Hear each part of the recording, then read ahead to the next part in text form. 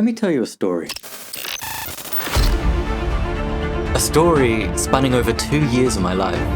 A journey through 26 countries spread over 5 continents. This was a trip that had been long in the making. One that was researched, delayed, and flipped on its head too many times to count. But no amount of planning could have prepared me for what I was actually about to step into. For the countries and cultures I was about to experience. For the people and friendships I was about to forge. For the countless memories I was about to make. Memories that still resonate with me as I speak to you now. Memories that have changed my life in ways I cannot yet describe. And yes, there are already plenty of travel stories out there. So I don't know if there's anything I can show you that you haven't seen before. But I like to think there's something to be told from everyone's travel story. And this one is mine.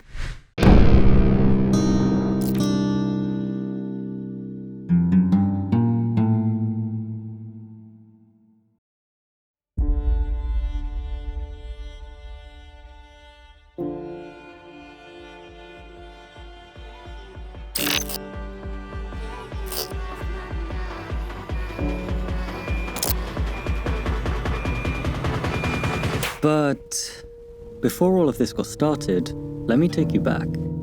There was one little obstacle to overcome first, before the journey could begin. Early 2020. I'd just been freshly dumped by my ex-girlfriend, quit my job at an insurance company, and moved back into my family home. It's fair to say that I was looking to rebuild my life. And what better way to do that than to stuff a few clothes and some cameras into a backpack and head out on that trip that I'd always dreamed of. Well, that was exactly what I planned to do. The problem was, there were reports of some kind of virus going around and that we'd all have to stay inside for a little bit. I mean, it was fine. I could wait a little bit longer before heading off to Thailand. I mean, it couldn't be too long. Right?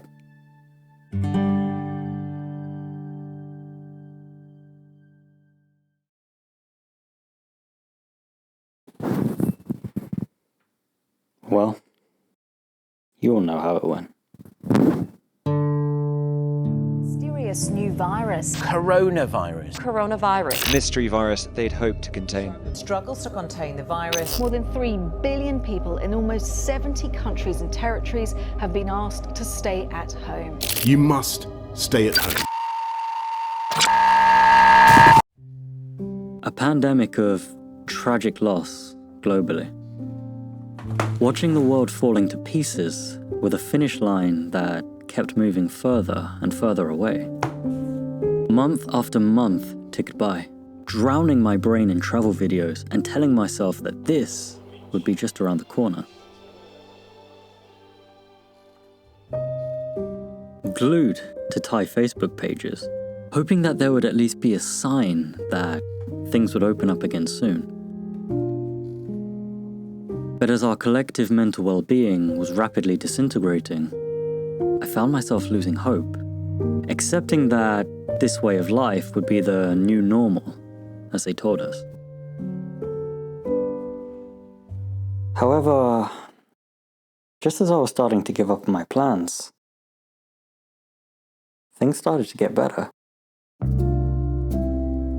More and more of us were getting vaccinated, and global death tolls were on the way down.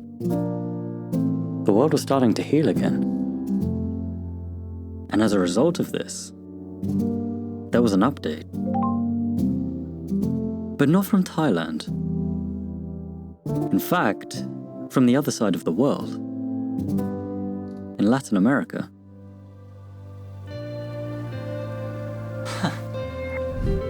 So, we were now allowed to travel again. The dream was still alive. But this would essentially mean that I would have to flip the trip upside down, as Mexico was originally the final stop. So as I sat here on this couch, I had a decision to make. And it was a no-brainer.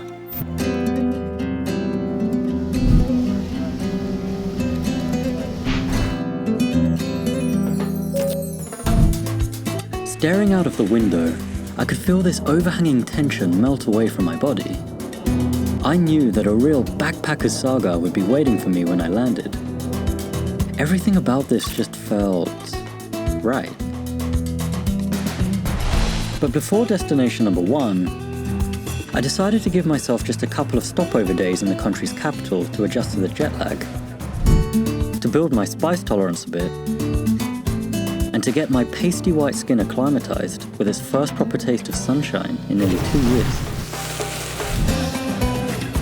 The bustling megacity of CDMX was as much of an extreme culture shock as I could have hoped for. And I was lucky enough to be shown around these packed streets by my Colombian pilot friend Samuel, who I'd met at the hostel and who was a frequent visitor. Remember, this was a city before the Spanish arrived, and the city of the Aztec Empire. I really couldn't have thought of a more appropriate introduction to Mexican culture and history than the throne of the Aztecs itself. But my bus was already ready to take me across state lines, to the place where this dream trip, the trip of a lifetime, could finally begin. This was it, the start point. From the screeching metal of the cheap, rusty dorm beds, to the clanking of the empty beer bottles being collected from the bar, or the psychedelic but strangely hypnotizing artwork that lines the common area. I could feel it in my bones. I was a backpacker again. And after 2 years of being forced to lay around inside and do nothing, what better way to kick off this newfound freedom than to lay around inside and do nothing. In my defense, I was drained after the 8-hour bus journey from Mexico City. But this downtime in the common area was a good opportunity to meet some new people and make some of my first friends of the trip. So ridiculous. I'm never gonna watch a video of us playing Tango. Like, never. Drinking and playing hostel games are an international language. And before long, I'd amassed my first group of travel friends.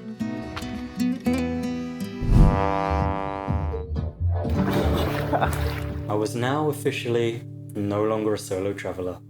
And as a group, we decided it was time to go out and explore this beautiful... Wait a sec.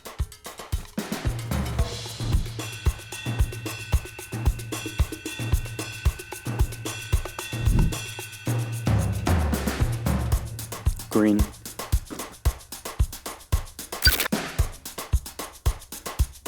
Good enough. You get the idea. In this beautiful city in the south of Mexico. With only one full day of exploration, I do fully regret that we didn't even scratch the surface of the unique historical culture and local cuisine that Oaxaca is known for. However, we still managed to sample at least a quick bite and navigate our way through the local market stalls set up between the narrow walkways.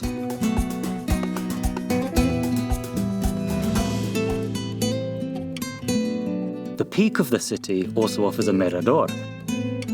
And with sunset fast approaching, we raced uphill to catch a view of the city and its breathtaking surroundings and its most flattering lighting. Hey, man. When you travel, there are certain adventures that seem to slow down time. And more often than not, it's these moments that find themselves on the list of your most cherished travel memories. And sat at that viewpoint there, with these people and basking in that warm, orange glow bouncing off the mountainous Oaxaca terrain, I just etched my first memory onto that list. During my time at the hostel, Hjalmar, along with his 2 friends Casper and Lessa, adopted me into their group, and we'd already made arrangements to stick together over the upcoming Christmas period. So as night falls over the town of Oaxaca, and everyone is settling down for the night, the 4 of us are all packed up and ready for our upcoming overnight 10.5-hour bus. Well, most of us are ready. I remember my first drink. The next destination for us was Puerto Escondido, a small port town on the coast of Oaxaca, where there wasn't much to do other than hang out on one of its beaches all day. But to be honest, that was just what the doctor ordered.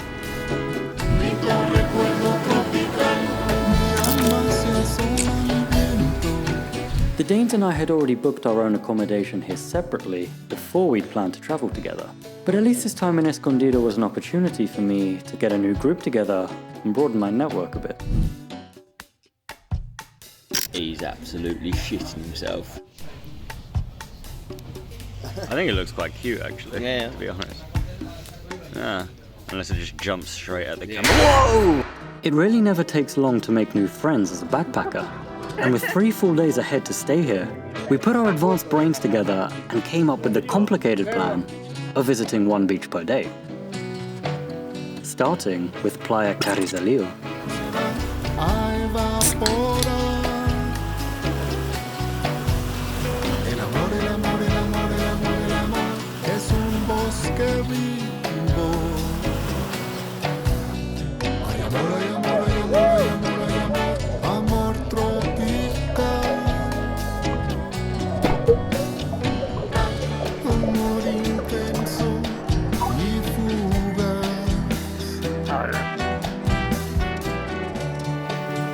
Carrizalillo's location in the small cove meant that it had some of the best waves in Puerto Escondido for beginner surfers.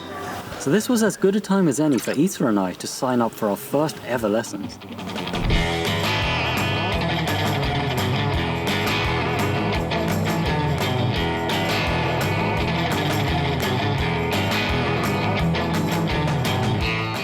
The lesson was going really well.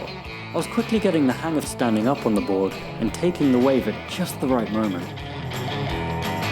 But just as the dreams of starting my surf career were beginning to take root, we watched on as a girl was being rushed out of the water as half of her ear had been cut off by the fin of a surfboard.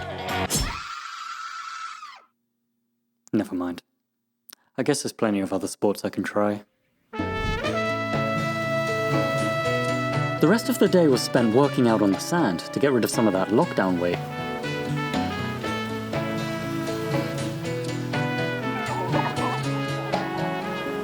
Before immediately putting it back on as the friendly locals poured tequila into our mouths. It's on video!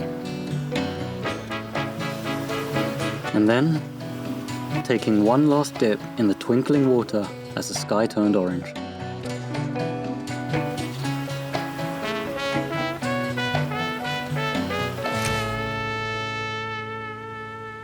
Wow, what a fun day that was, eh?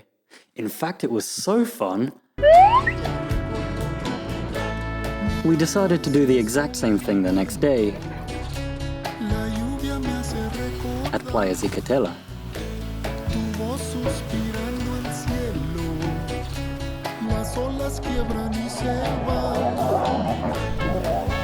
It seemed like the Danes liked the sound of that too, as they came to join us for another day of drinking cheap, sun-warmed beers on the sand. Another day of having the mezcal beaten out of us by the roaring waves.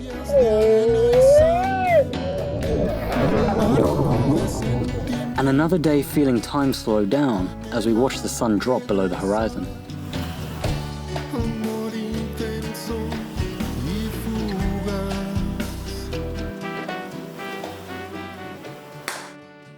Sitting on our asses for 2 days really worked up an appetite. So that evening we decided to head to a nice restaurant for dinner. The sort of restaurant where you know you'll be paying twice the normal price because your burger is served on a plank of wood. Go on, tell the camera. What's this place? That's the best Hawaii pizza. Oh, there's no such thing as a good Hawaii pizza. But that night, we got talking. What's up, guys? We wanted to do something special the next day. Play Wonderwall. Our last day in Puerto Escondido. Which brought us to Playa Coral, where, after researching to make sure it was ethical, We were each given a small baby turtle that we'd release onto the sand and watch it crawl into the sea. No, he's climbing out.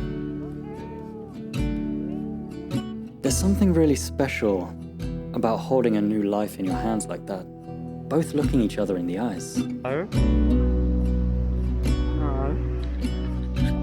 It really puts into perspective how precious life is. You form an immediate and deep bond that cannot be explained by words. So as I released my turtle, that I now considered to be my own child, and watch it crawl towards the sea, I can't help but imagine its future, the long life it has ahead that I played my part in.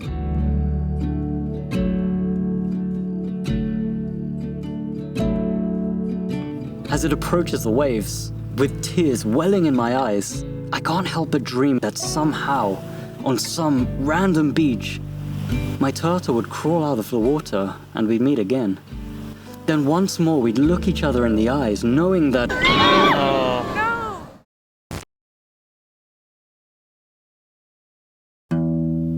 Don't worry. They told us that the seagulls can't actually swallow the turtles, and they just spit them back into the ocean. Supposedly. With our Airbnb already booked in Cancun for the Christmas period, it was a race against time for the Danes and I to get to the other side of the country in less than 1 week, while also fitting in a 3-day visit to our next destination, Merida, capital of the state of Yucatan. Mexico, as it turns out, is quite big, so the plan was to break the journey up into 2 parts.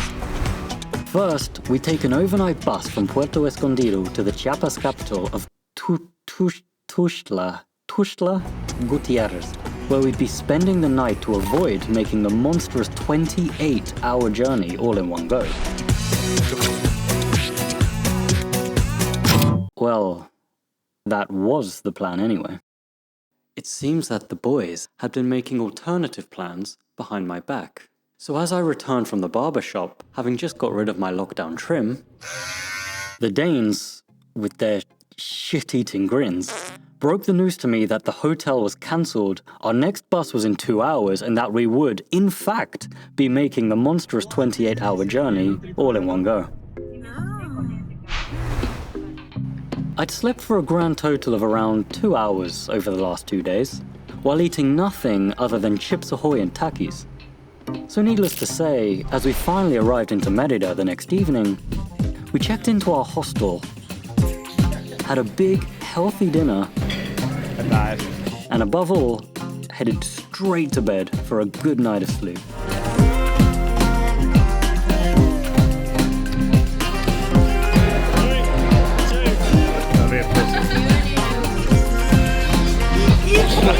He's grabbed his nuts, yes?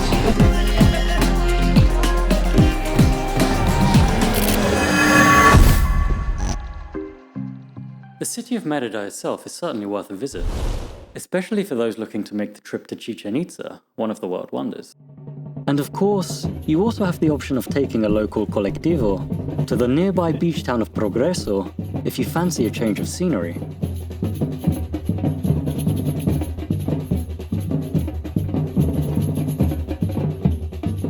I just hope you end up getting luckier with the weather than we did.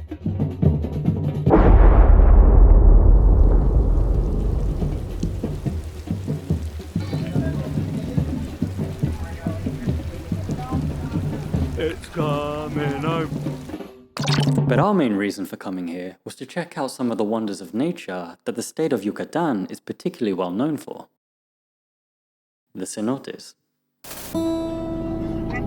However, as we were a group of 4 imbeciles, we unfortunately didn't do the adequate research to find out which were the best cenotes to visit. So as we stepped out of our tuk-tuk, instead of being able to rope swing from a vine into a vast, gaping pool of glistening turquoise water from a 30-meter drop, we were instead greeted by a small cave full of children in neon orange life vests. And instead of 30-meter drops, we got, well, this.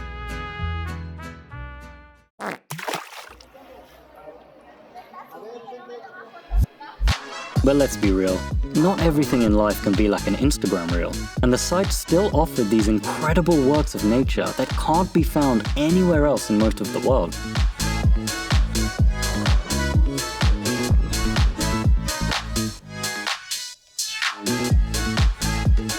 Not to mention, our ticket offered access to multiple different cenotes in the area.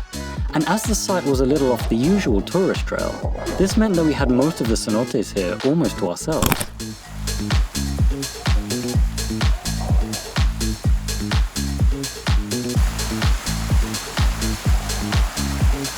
So, when you look at things from this perspective, we did have a pretty good day out in the end.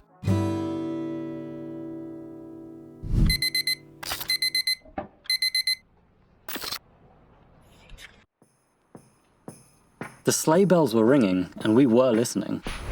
So we knew it was time to head over to our Airbnb in Cancun and make ourselves at home for the next 4 nights.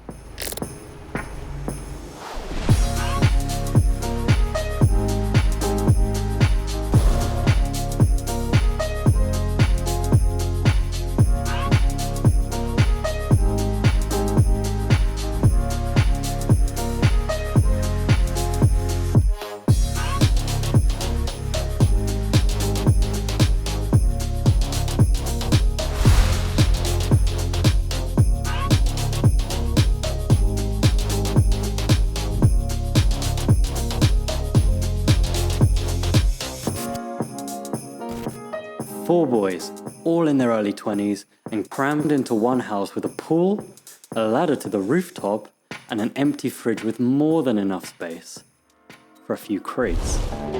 Yep, it didn't take us long to turn the house into exactly what you would expect it to be. A house flooded with pool water, covered in empty beer cans, and smelling of testosterone, BO, and last night's quesadillas.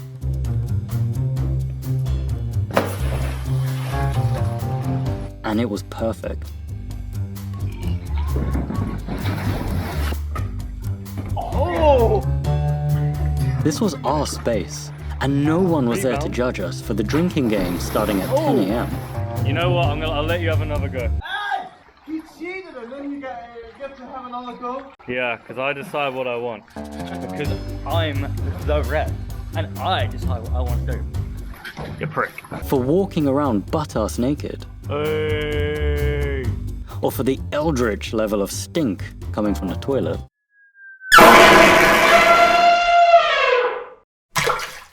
But all of this was nothing compared to the Christmas celebrations themselves. But before this could get started, we had to head out and make all of the necessary preparations.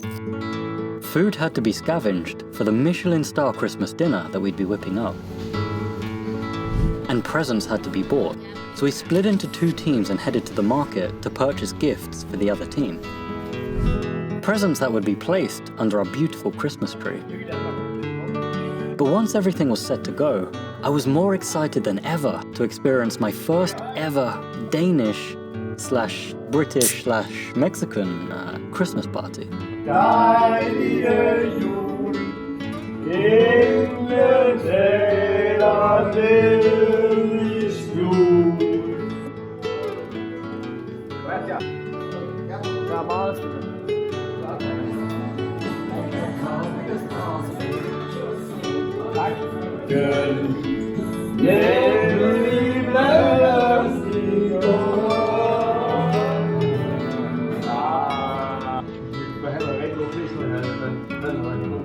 Oh, no.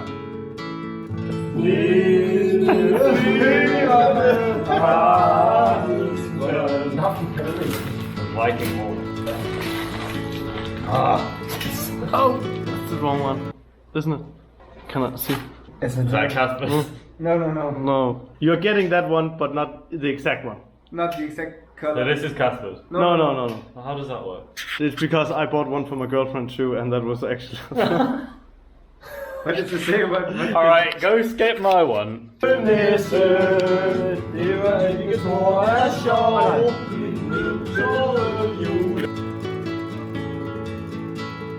Whoa, what's that?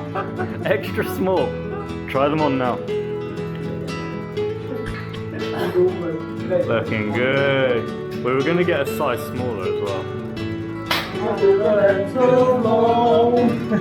Oh, what? No. It can't be. No way.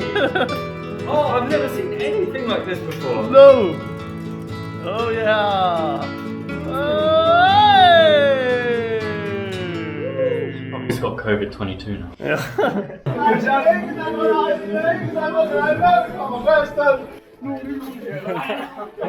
Oh fuck!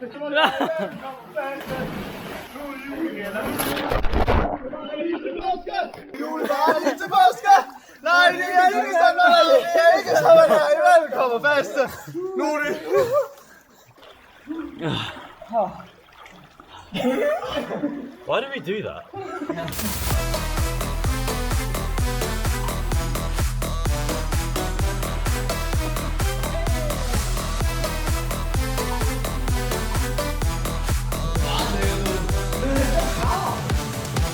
The Dutch is the best. The Dutch are the best. I'm not making that up. Danish are the second best.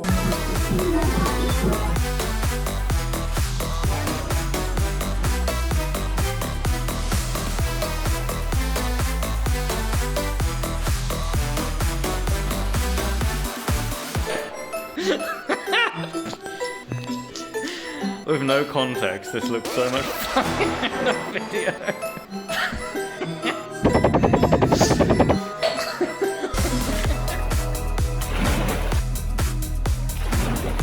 So I said I would jump in the pool naked if you beat me, and you beat me, so I'll jump in the pool naked as well.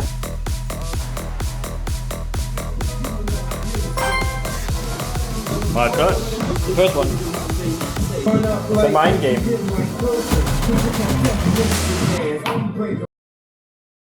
Merry Christmas, Feliz Navidad, and Gladly Yule to all.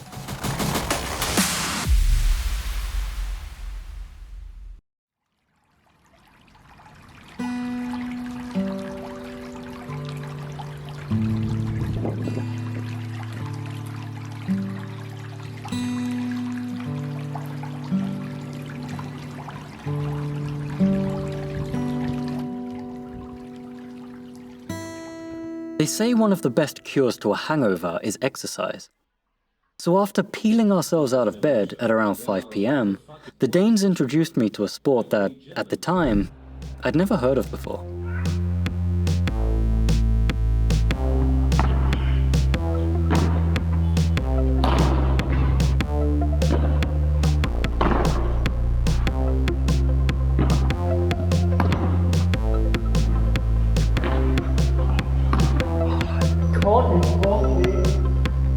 Actually, but I'll put it up to 4K.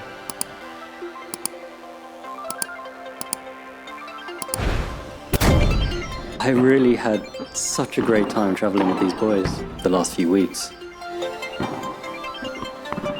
But when you're a backpacker, everyone has their own path to follow. Aww.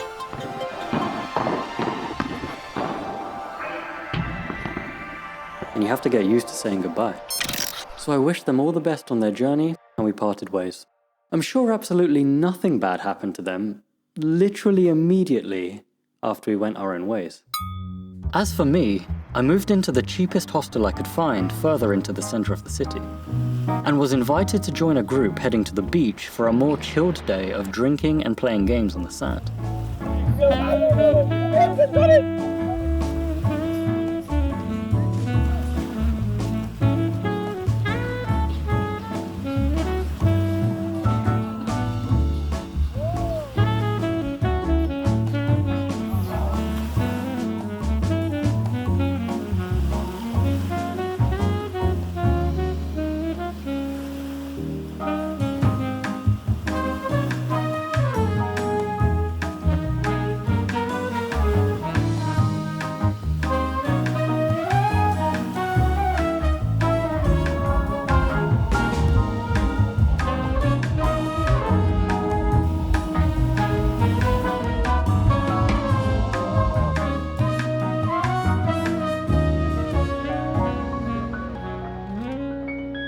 But this day also functioned as an icebreaker, helping everyone get to know each other before the other big holiday that takes place at the end of the year.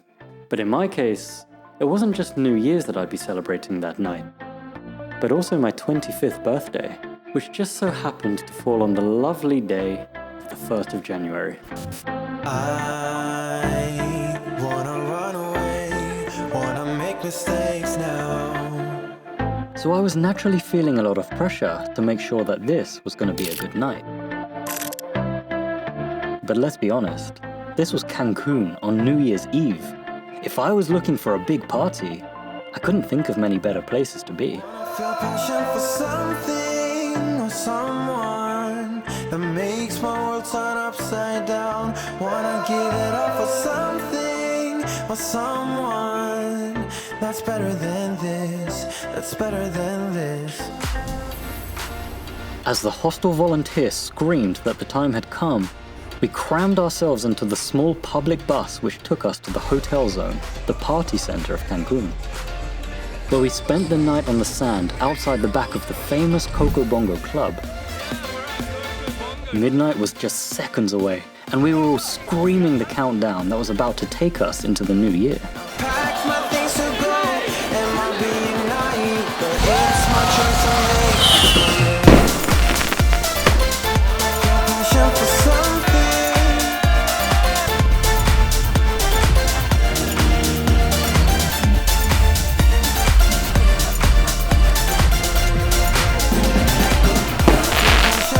And there it was. The flashes of the fireworks pierced through the night sky as everyone all around started making out with each other.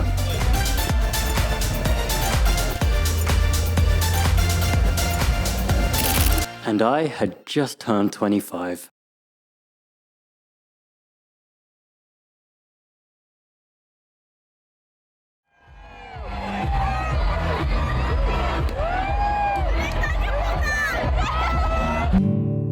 Quarter-life crisis aside, this really was an incredible, incredible night that I'll remember for the rest of my life. So it's fair to say that I woke up the next morning feeling a little bit sick. But it wasn't a hangover this time. That's right, I finally got it. It's got COVID-22. And so I was stuck there, laying in bed, tossing and turning and having some pretty intense fever dreams.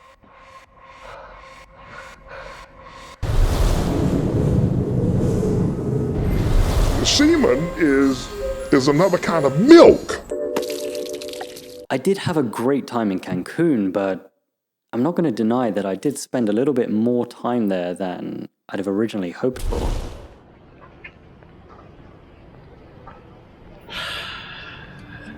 So the second I got the all clear, I packed my bags, booked my next set of transport tickets, and got out of there as quickly as possible. I was really in the mood for something a bit more quiet.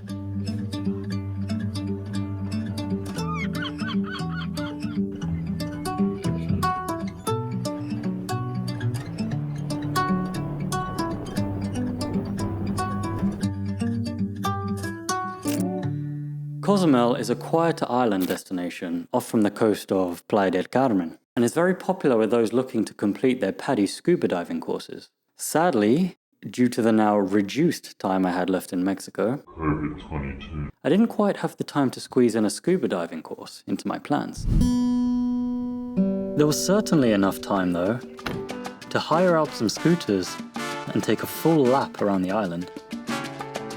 And Fam, a friend I made at the dive hostel, was acting as my personal chauffeur for the day.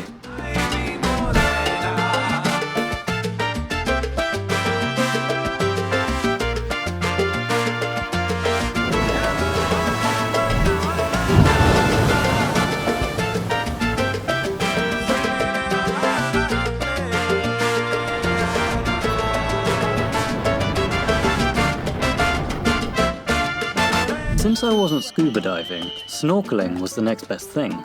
So we parked up, hired out some goggles, and hopped in to find out why this was such a favorite destination for divers.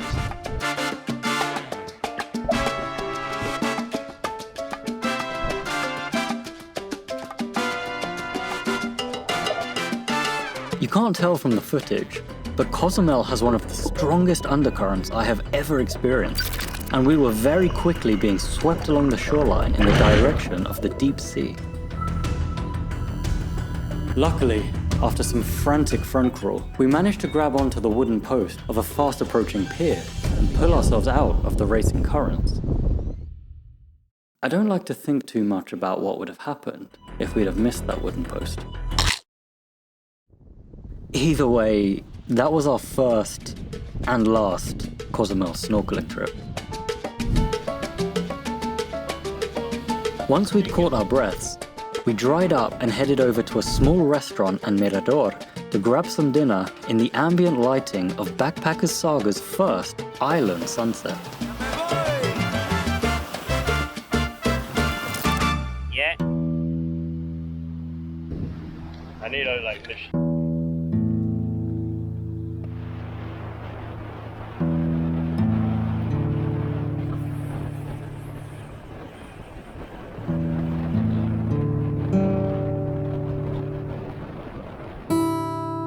During our time together in Cozumel, Fam and I got on like flies on shit, so naturally we made plans to meet up again later down the road. But as he still had a few days left of his scuba diving course to complete, I decided to add on a couple of stopover nights somewhere en route to make the timings work out for us. For personal preference at the time, logistical transport reasons, and also a recent tourist shooting, I chose to spend these 2 nights back in Yucatan, in the city of Valladolid, as opposed to the more obvious choice of Tulum. While the schedule was tight, there was still enough time to get a group together and take a laid-back tour of the city. A tour that was being conducted to us by Louis, another backpacker who we'd presumed was some kind of local expert on the area, until we realized he was just reading everything off the freely available information signposts for tourists. It's just crazy. Nonetheless, our day of aimless, slower-paced wandering was a perfect time for me to reflect on the present moment. I look so blind, dude. And everything I had done so far that had brought me to where I was now. Starting the video. But I came to a realization. Oh my god. Alright, this is how we get kicked out. My first ever backpacking trip, the longest I'd been abroad up to that point, was 5.5 weeks. But as I sat drinking with my friends in the hostel that evening, I just crossed that 5.5 week mark. And I was nowhere near going home.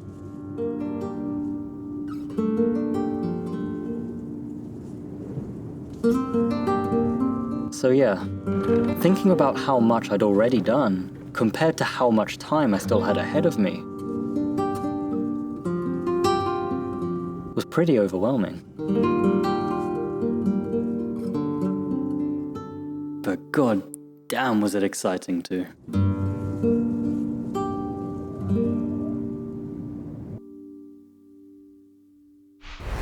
Also exciting was my next and final Mexican destination, Bacalar.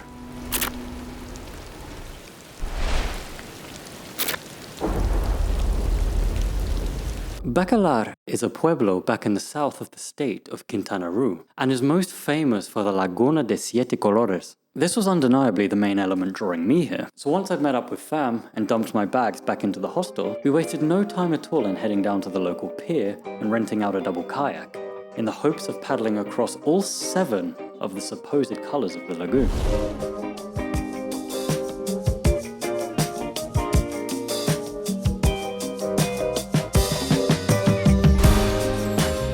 Gliding across these turquoise waves, staring out into the soothing expanse of this endless lagoon was an indescribable experience.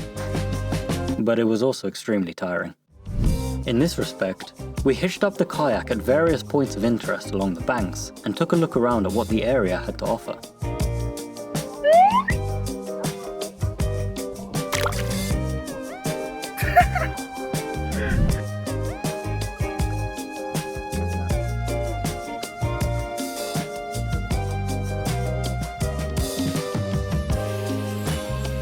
The first of the main attractions that we arrived at were the sulfur pits.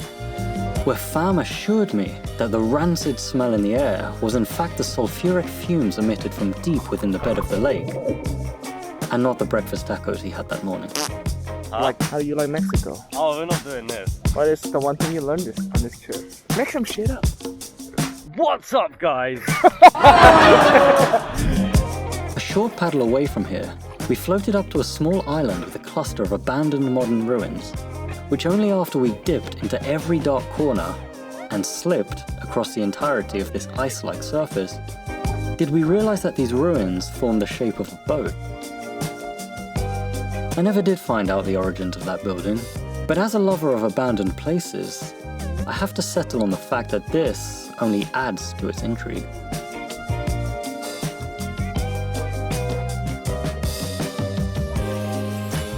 Then for our final stop, we hauled our way back across the width of the lagoon to make it to the small lakeside resort of Cocalitos, or more specifically, to catch a glimpse and get up close to the older than ancient Estromatolitos.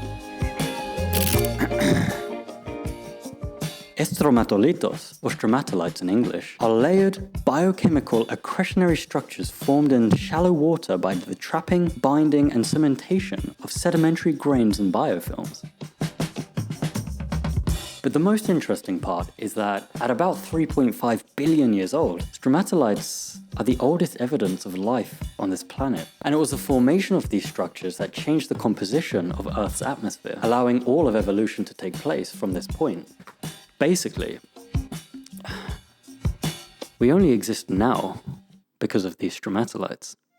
So obviously, the best way for tourists to come and witness what is probably the most important nature on Earth is from the comfort of a resort bar, laying back in a lake hammock and spilling cheap lager into the water that the stromatolites live in. I mean, show some respect.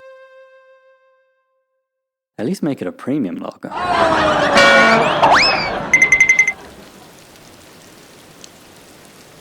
But as the rain came in, and our rental time was running out, it was time to call it a day. A very, very enjoyable day. I'd have loved another kayak trip out to see what other hidden gems there were to find out about in the Laguna. However, we had another experience in mind for our final day.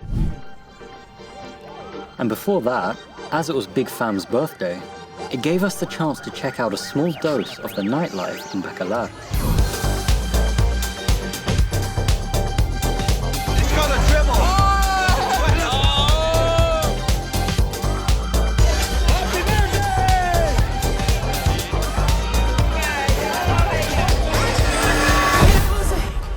So, today was the day.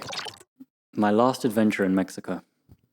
Lucky for me though, Fam was much better when it came to researching things ahead than I was, and he'd already planned out a whole day for us down at the local rapids. All I had to do was mindlessly tag along and see what the day had in store for us. My favorite way to travel. We took out the free bikes offered by the hostel and, joined by Valerie, another backpacker staying with us, set off on a very pleasant and smooth ride through the quiet streets of Bacalar town and onto the motorway in the direction of Los Rapidos.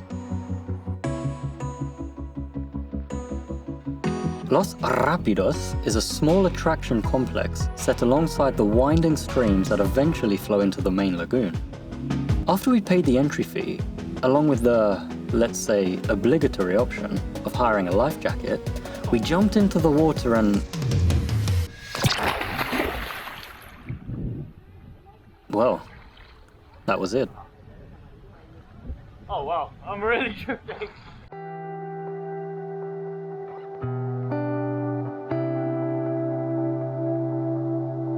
Back in lockdown, when I was thinking ahead to this trip, I always used to fantasize about the big, grand, action-packed adventures, but I'd never paid too much attention to the slow days. On long-term trips like this, the more calm and peaceful adventures are just as important as the action-packed ones. And as I was learning in Los Rapidos, they could be just as enjoyable too. And that's how we spent our day. Jumping and diving into the river, sitting on top of our life jackets and letting the water itself be our tour guide as it pulled us in whatever direction it wanted and showed us whatever it had to show us. Hey guys, welcome to my YouTube channel. What's up guys? Oh, this is croc territory, this is. No phones, no internet, and no sense of time to keep track of, except for the sun sliding down in the sky towards the horizon behind us.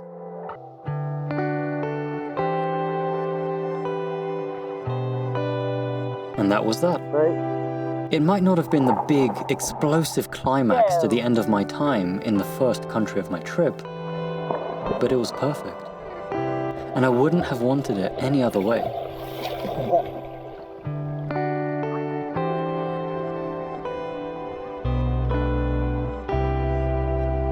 And as we rode back through sunset, Fam and I stopped to look out onto this beautiful country and to thank it for the incredible time it had given us. And of course, to close out episode 1 of my adventure.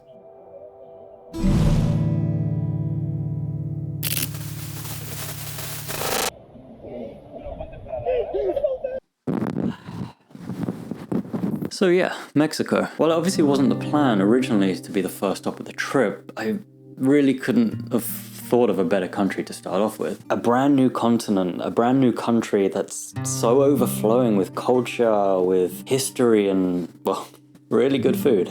Mexico really is just a complete all-rounder country, and when you do big multi-country trips like this, you have to come to the acceptance that you can't see everything. Not all at once. So yeah, even though I didn't scratch the surface of everything that it has to offer, for what I did get to experience in Mexico, I couldn't have asked for anything more. It really just felt like an entire trip all by itself. But of course, it wasn't. Really, it was just the beginning. And up next...